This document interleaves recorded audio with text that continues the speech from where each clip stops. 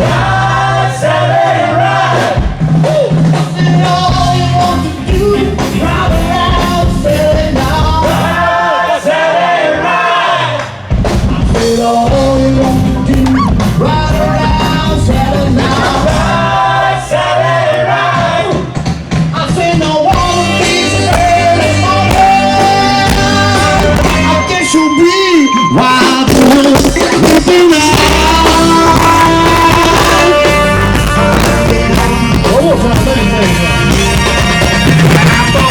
You a brand new Mustang, a 1965, and now you come around and sing the fine woman. You won't even let me ride. Mustang shining now, baby.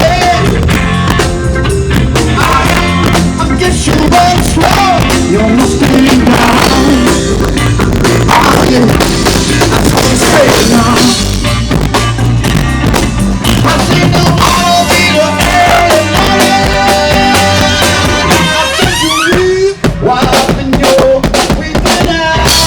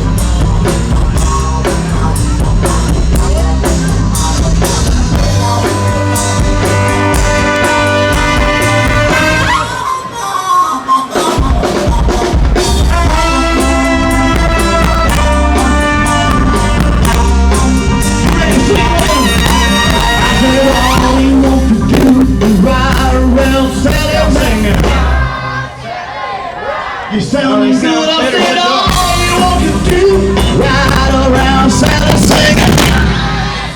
Woo! I said all you want to do, ride around Sally now. Come on, all you want to do, ride around Sally, baby.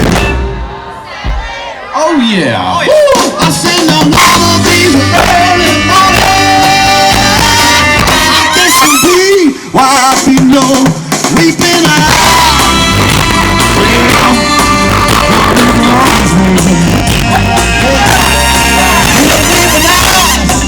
Don't weeping eyes, baby, you're weeping eyes. You got it going on. You're weeping eyes, baby. You're weeping eyes, you're weeping eyes. Working, come on. You're weeping eyes, baby, you're weeping eyes. Baby, come on. You're weeping eyes, baby, you're weeping eyes. All you got to do is stay home, baby. You better hold it hard. You're gonna get yourself a ticket. You better slow yourself down, baby. Hey, you gotta slow it down. You slow it down.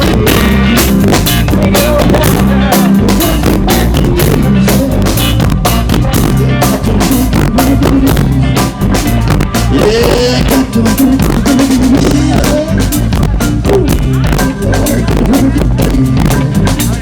All you want to do is ride, girl. That's all you want to do is ride. Yeah, come on.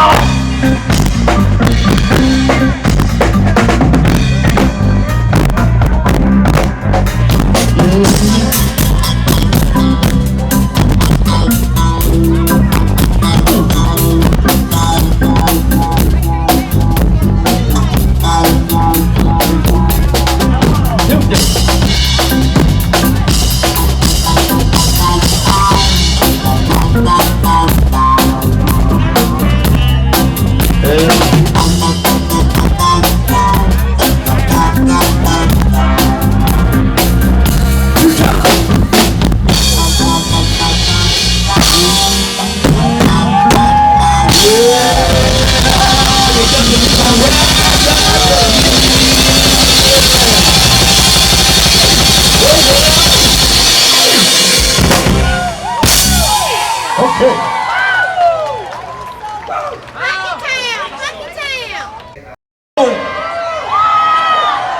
Hey, you right here in the front. You said you wanted some funk, right? Some funk? This would be fun. I promise. I think it's funky. Nah, you don't want me to dance. Okay, here we go. I can't dance. I play for you to dance.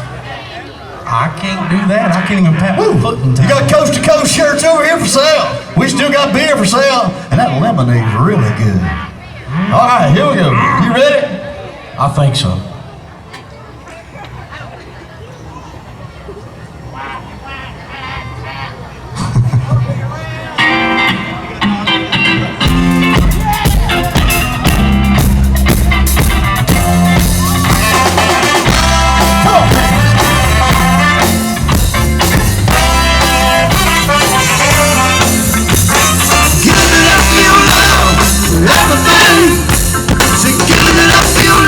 Right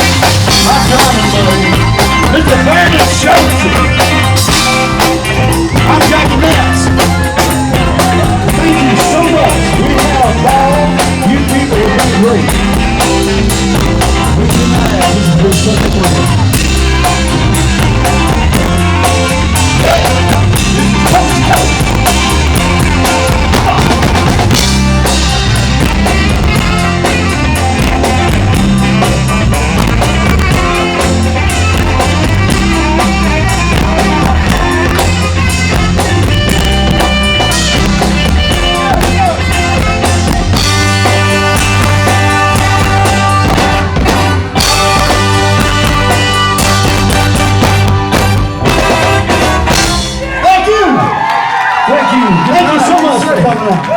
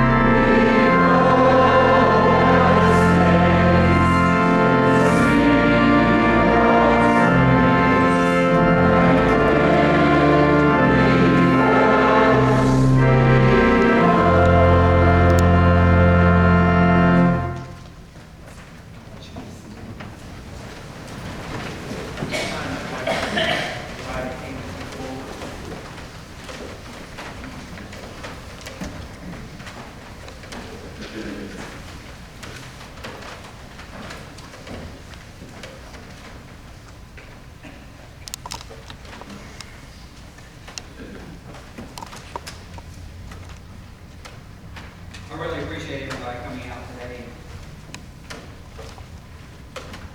My dad, he would have a good time here. All the people he loved in one room, he'd probably lock the door. I'm like, hey, he'd probably lock the door. Joseph Hayne Leonard is my father's name, and how do you sum up a man in a speech? In a short speech, I don't really know. But a couple of words come to my mind when I think of my dad. And the first one, he was a character. I mean, he was a character all the time. That's right, Jim Beard. He was a character.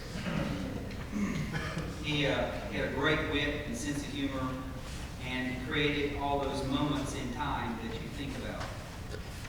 There's a little saying that says, don't despise the small things in life, because one day you might realize that the small things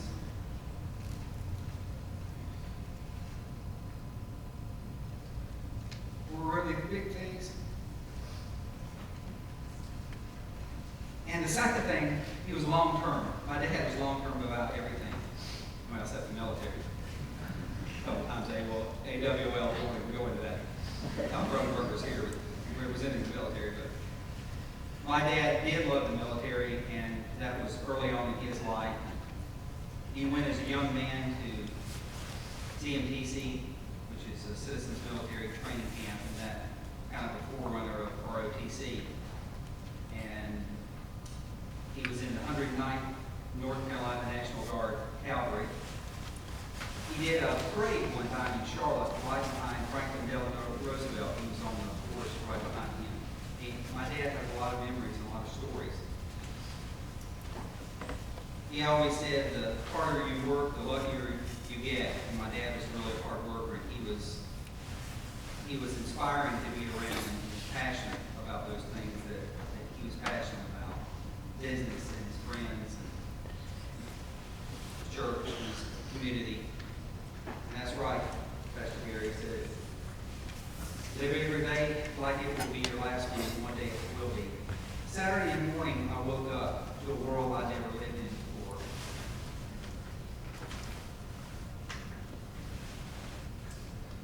It was a world without a gentleman. It was an unusual world, a world I had lived in 50 years. I turned 50 on Sunday. I turned 50 on Sunday the 15th, and I went to my dad's, and I whispered in his ear, and I said, "Dad, your little boy's 50 years old today." And he took my hand and kissed it. And he said, "Bless your heart." And those were the last 3 words that he ever said to me. He was a guy that knew how to look on the positive. My dad was fairly aware of the negative. He's not an unwise person. He was in the critical care unit after he had his heart attack, and I went in there. I took him some moonflowers from the Wall Street Journal, and he found out one of his stocks was splitting. My dad was laid out on a thing like Jesus on the cross, and he had wires everywhere, oxygen and IVs, and he saw that newspaper, the moonflowers, and I come to see him, his stock was splitting. He said, "Look at all these good things happening to me."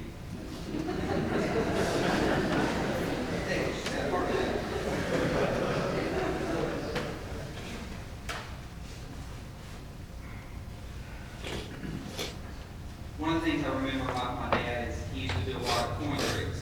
My dad loved children, and children loved my dad. And I would love to watch in amazement and bewilderment in their eyes when he would do coin tricks, and I finally learned how to do them last year. And he just loved kids. And when he was first married, they lived over on Cedar Street, and some of the neighborhood kids would come to the door, and they would knock on the door and ask if Joe could come out and play.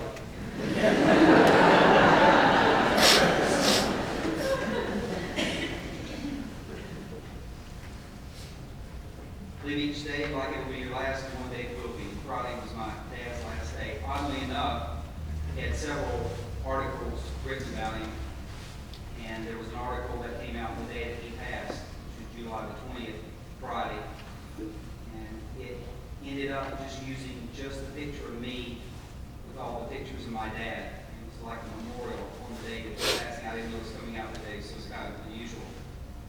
Thank you, Bobby Hewitt, the mayor, to the city of Lincoln, for honoring my father on July the 2nd.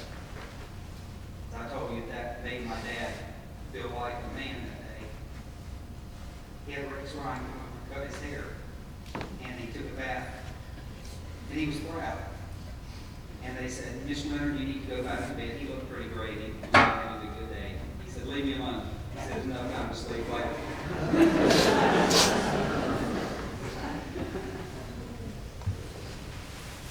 Dad was long-term about everything. Long-term in his church, 26 pastors. It was really 27. Stay with this number. Always an entrepreneur, 50-year-old son, 54-year-old marriage. He walked every day consistently. When Carlton gave me a dog, Baby Boomer, when I graduated high school, of course I left and he inherited the dog. It's a great dog, thank you, Carlton. And he walked that dog every day for 26 years and quit the day before his colon cancer surgery 4 years ago. Dad was long-term about a lot of things, and he was in business with Tommy Shepard almost 50 years, and he loved Tommy Shepard. Marty said, he corrected me on this, I said, my dad always said that his money was just as safe. Marty said, more safe in Tommy's pocket than it was his own. My dad just loved people. He just really loved people. He just told me 2 weeks ago, he said, Dee and I had taken him out to the Bryan Center. He said, I'm just happy to be alive.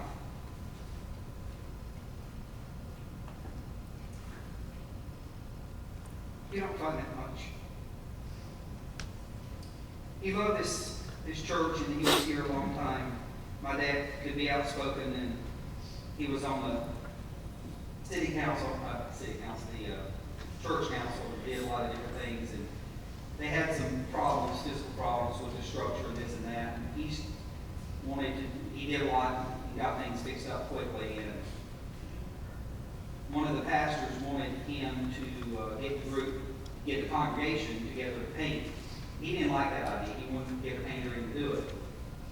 So he said, all right, we'll get the congregation. Well, the night that the congregation was supposed to show up, it was just him. So we have a painter.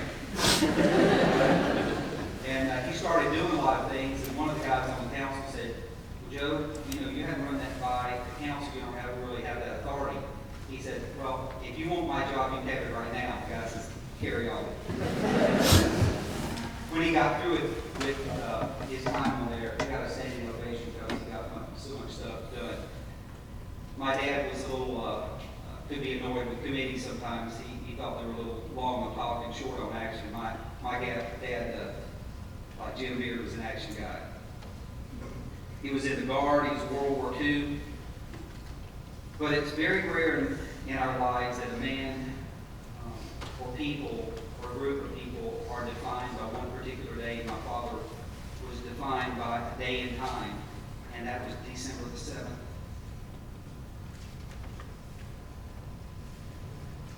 In 1941, he was stationed at Schofield Barracks, and he was on detached assignment that morning. We talked about this many times, and it was about 7, 8 o'clock a.m. Pacific time, and the squadron of Japanese Zeros came across the back of the island, and the first area that they were looking for were some airfields, Wheeler Field and Hickam Field. And before they got there, they flew over my dad's barracks, and that was Schofield Barracks. And as they came in, they started strafing, which is machine gunning those barracks, and the first bullet to be fired, bringing America's involvement in the Pacific into World War II, was in my dad's barrack, right above the urinal. And I asked my dad one time, he was actually not there, he was on detached assignment Fort DeRussy. And I said, Dad, when the bombs were coming down and you knew what was going on, what were you doing? He said, I was hiding.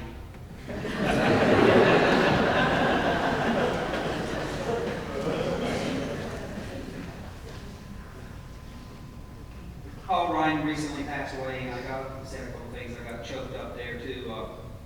Paul Ryan, my dad, go way back, and Paul Ryan had been on the USS North Carolina, and he came in after December 7th and had a big hole in the side of the ship, and he hooked up with my dad. That's where the story ends. I don't know what happened after that. I couldn't get anything out of either one of them, but they did get together. Another Lincoln Tony and two others. Arnold Tarr was actually in Pearl Harbor later, and he was there in a civilian capacity. And Warren Wilkinson was there, and he was in the Army Air Corps. And my dad got up with him on December the 6th. It was a Saturday, and said, well, let's get together tomorrow and do something. Well, that didn't work out the way they planned. At the end of the war, my dad was in other areas. He was in the Pacific, in the New Hebrides Islands, and the Marianas Islands, Saipan, and on the island of Tinian, he helped to build a runway to 1341st U.S. Army Combat Engineers that the B-29 bomber called the Enola Gay took off to bomb Hiroshima with a bomb called the Fat Boy, the atomic bomb. Dad didn't know anything about it at the time, but Dad was intimately involved in the beginning of America's involvement in the Pacific and the end of America's involvement in the Pacific. I just think that's pretty unusual. He did a lot of things in business. He started Joe's Box Car and later became Carolina Diner. He ran that for 26 years. He was long term. He got into the investment business with a little firm out of Greensboro. Did that since 1959 and retired about 5 or 6 months ago after a 47-year, very successful career in that. He just did a lot of things. My dad's generation, I think, maybe is a little bit different from ours, or mine, baby boomers, and I think it's the way that we define hardship. My dad's generation defines hardship as enduring the Great Depression and saving the world from Nazism, building America into a superpower. My generation defines hardship, can't get a good cell phone connection. He was in the hospital a couple of weeks ago. He said, sitting on the side of the bed, and he slumped over. And I thought he was asleep, and I was sitting beside him. And he said, I just like being kind to people. And I think that's my dad. He was just very, very kind to people. He was a very spiritual person in the way that I would define spirituality for myself. And the first way I define it is that he was kind. He was loving and kind. He told my mom he loved her every day, and me most of the days, depending on the circumstances. Occasionally work. He was a courageous man. His last name was Leonard, and in German that means Leonhard. That means lion-hearted. And lion-hearted is sort of a euphemism for courageous. And the Leonards are known for being courageous. Known for other things, but they're known for being courageous as well. And the third thing is he was humorous. He had a really great wit about himself. And he liked to laugh. And I remember many times where he and I would sit and watch Red Skelton and Jackie Gleason. I'm dating myself right now. I watched the Beatles come into play with him, and I watched Neil Armstrong step his first step on the moon. And my dad loved to laugh. And he liked to get people to laugh because he understood that if you get somebody to laugh, you're bringing them up, you're lightening them. And in funerals, he liked to get people to laugh as he could. A lot of funny sayings. He said, I taught my son how to make money while he sleeps, and now I can't get him out of bed.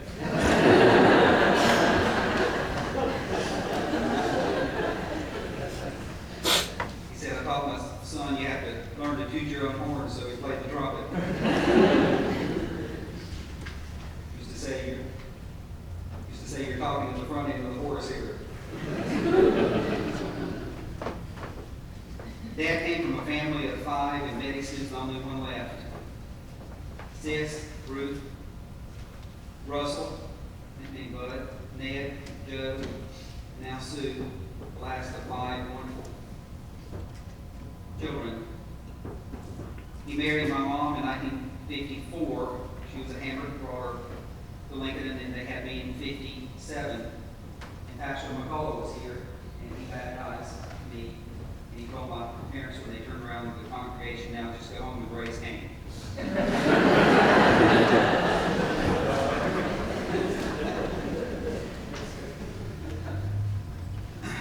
My father and I worked together for 23 years. We were in the wealth management business, but he taught me the true meaning of wealth, which were those things that money cannot buy and death cannot take away. And I know that my father believed that death is not strong enough to destroy love. Dad, you'll always be my hero. You're a great husband and a great father. And I don't know what you believe personally about the afterlife in terms of someone's ability to communicate. I don't even know what I believe. But last night, about 4 o'clock a.m., Dee and I were in my office, and I was finishing up the eulogy. And it was very dark, kind of a dark area up there. We have an outdoor sign that's illuminated, and it's not worked for about 4 years. So coming out, and I was kind of stressing that I get everything, guilty that I won't say it. She said, well, just have a little faith. Your dad will be there watching you, and he'll be helping you along. And I walked outside, and our sign was lit up. And I think that sign may have been a sign.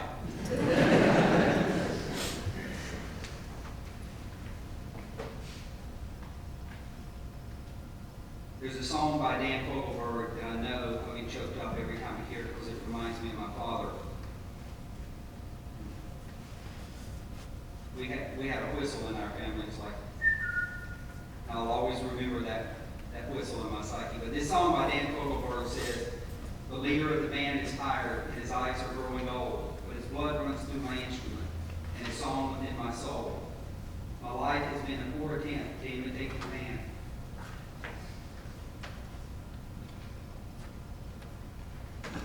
I am a living legacy to the leader of the band. Joe Leonard, you will always be the leader of my band until we meet again. Aloha. This time I will invite anyone that would like to say a couple of words. Just join me down front. We'll begin with my cousin Leonard. And by the way, his last name is not Leonard. It's not Leonard. It's Leonard.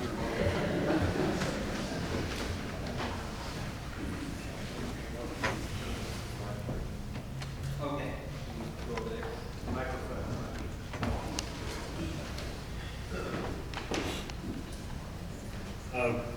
When Kane was asking about this, people say a few words, I was thinking, just like he was, that how do you sum up someone's life after 90 years? And a couple of things that I thought of is that maybe the little boy in Joe, even after he was an adult, I remember he had a white Thunderbird with a red interior. It would be not like to have that car right now. And those are your car enthusiasts, but I remember the speed Armstrong, it went up to like 140 or 160 miles an hour. And I thought, this has to be the fastest car in the world. And so one day when he did it on South Cedar Street, we were at the light and we were coming down from the post office. And we said, Joe, let's go over that bridge. Done it real fast. So we begged for about 3 seconds. And Joe said, okay.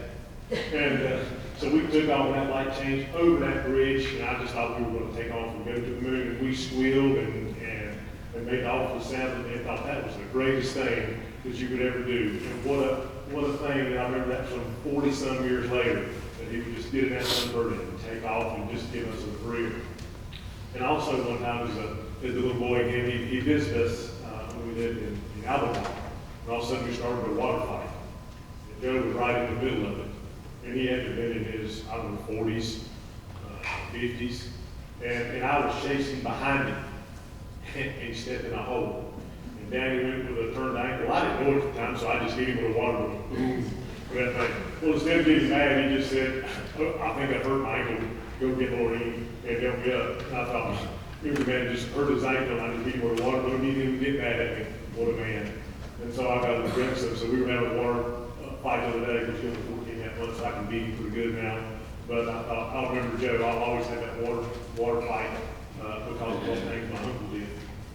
And as Kane said, the entrepreneur, my mama tells the story that even when he was small, he would always load up a wagon or a cart with drinks and take it up to the ball field and sell things up there. Or he was fixing up cars or fixing up something, and always doing something to make a dollar or to do something. And during the war, one time they sent home a stack of newspapers. So why would Joe send home a stack of newspapers? She opened them up, and inside he'd take money to the inside of these newspapers. Now, how he got that money, I never asked him if he was a great card player or something like that. I'm sure he figured out how some way to get some money out of some people. And another thing I remember, of course, he had some dogs and cats, but he also had a duck called Friday. And that duck would come, and Joe would call that duck, I remember from my grandparents' house, and he lived several hundred yards down the road, and he would call that duck, and that duck would come quacking up the road, just flapping its wings, just like it was a dog or something. And one day, I guess before he became this manly man, and he made him appreciate as he was growing up.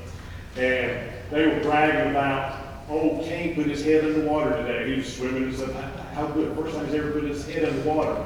And Joe looked around and said, big deal, but Duck can do that.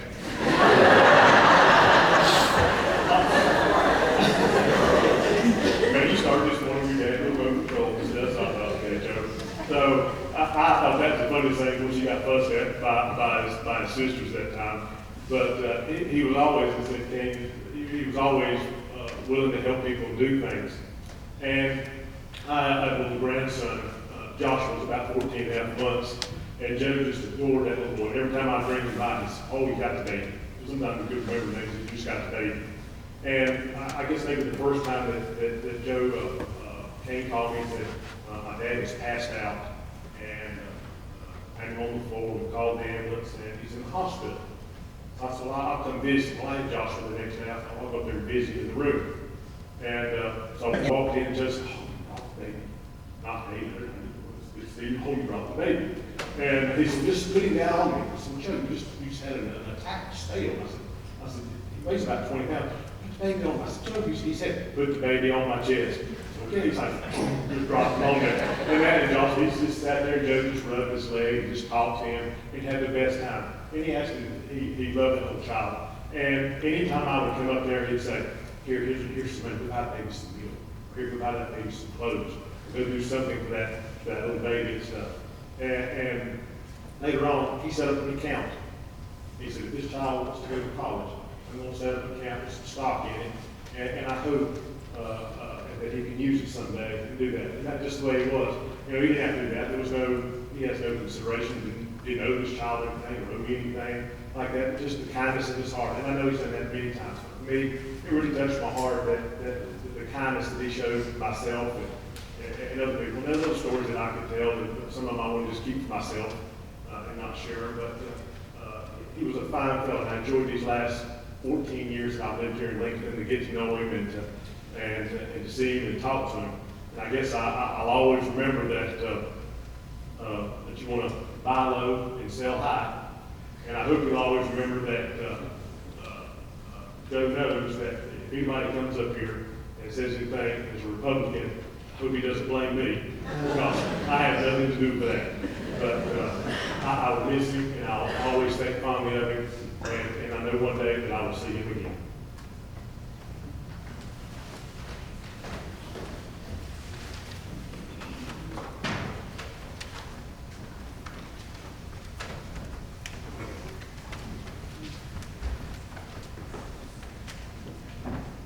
I'm Buzzy Leonard. My dad was Ned Leonard, Joe's brother. And we had an interesting time growing up in Lincoln. My brother Jerry and Peggy and Vicki. Vicki came along later, so she didn't stay here very long.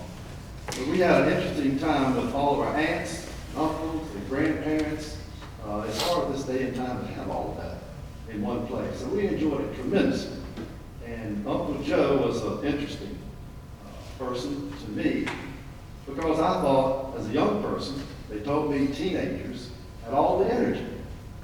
Well, I looked at Uncle Joe, and he talked fast, he walked fast, he did business transactions fast, and I thought, something's wrong here. I should have as much energy as he does. But my dad was looking for a job for me. He always looked for jobs for me when he thought I wasn't looking hard enough. And so Joe said, I've got a job for you. Carolina Diner, working in the kitchen, washing dishes. I thought, well, I'm not sure I like that job. But anyway, I took it. 6 o'clock Saturday night to 2 o'clock Sunday morning. And I worked back in the kitchen, and I think Mary was the cook back there. We had a great time. And after I started working there, I thought, all of this food is great working back in this kitchen as a young, hungry teenager. So I came in one Saturday after a hard day at the swimming pool, and I had a big appetite. I piled up the food. I just had a steel table in the back. I piled up all the food and sat down there, and I looked around, and there was Joe. He took one look at me and said, eating up all the profits. I didn't know if he was serious or not, but he didn't say anything else. So I just took it for what it was. He didn't hound me about it. And it's interesting, at 2 o'clock in the morning, there wasn't any bus service, so Joe had to be there at 2 o'clock in the morning to take everybody home. So I didn't think about, well, the next day, he had to get up and start planning for the business day for other days. But he took everybody home. He was a family man, loved his brothers and sisters, as you already know. And my dad needed a car. So Joe had a car, somehow or another, I don't know how he got it, but anyway, he got it. The 1937 Ford, $400. My dad didn't have $400. So Joe said, okay, you take the car and pay me $50 a month. And that's what he did. So that was pretty generous, I thought. He looked after his brother that way. And, well, he looked after us too a little bit. My brother Jerry, he had this special date, girlfriend, he wanted to show her up. I don't know what it was, but he needed a shiny newer car than a 37 Ford to take her out in. So he hit up Joe, and Joe said, okay. So Joe was generous enough, and I don't know why he would give a 16-year-old boy a nice shiny new car, especially my brother who tried to drive too fast a lot of times. Then came along Lorraine, and this pretty young lady from Shelby. We thought, oh, Uncle Joe's got a girlfriend and serious. And my sister Peggy was in the 2nd grade, and Lorraine taught the 2nd grade. So we thought that was just wonderful that Peggy was in the class with our future, maybe, Joe's future wife. And that occurred, and we were glad to get her. She's a great lady. As a teenager, I didn't see much about the romantic side of Joe Leonard, but talking to Lorraine not long ago, she said they were at a dinner one day, or one night, and said there was a centerpiece there, and he kept spinning around with the centerpiece, and pulling leaves here and there, and she thought, what is he doing? So he pulled her around, and in leaves on the table, he had written, I love you. I thought that was pretty neat. Not like I thought my uncle was, You can see that romantic side of him. And then there was Cain. We saw Cain come along, and we were older then, and we were no longer the favorite children. Cain was the favorite, and his dad, along with his mom, of course, the scripture says, train up a child. So Joe trained up that child, and I think he did a pretty good job. And we enjoy Cain, even though our family's in Northern Virginia. We enjoy Cain and the relationship we have over the phone. And it's been great to keep up, and that way we find out about what's going on in Lincoln. Lastly, Joe, of course, as a stockbroker, when I had my young family, I didn't have a lot of disposable income, and he would call and say, hey, it's a good stock. It's a good stock. So I bought some stock, and it went down. So I thought, I'm going to get him. So I picked the phone and called Joe. I said, Joe, this stock went down. He said, Buzz, that's a good opportunity to buy. Now while it's down, you can make some money. That's the way he was. And that was great that he was like that. He enjoyed all areas of life, God, family, country, community, all of you all. And it was a privilege and honor to know him.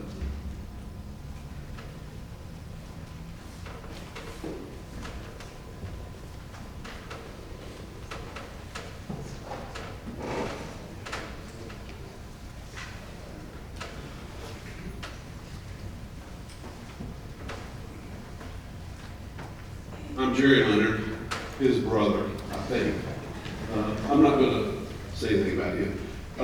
Joe, I was the firstborn grandson in the Leonard family, so I know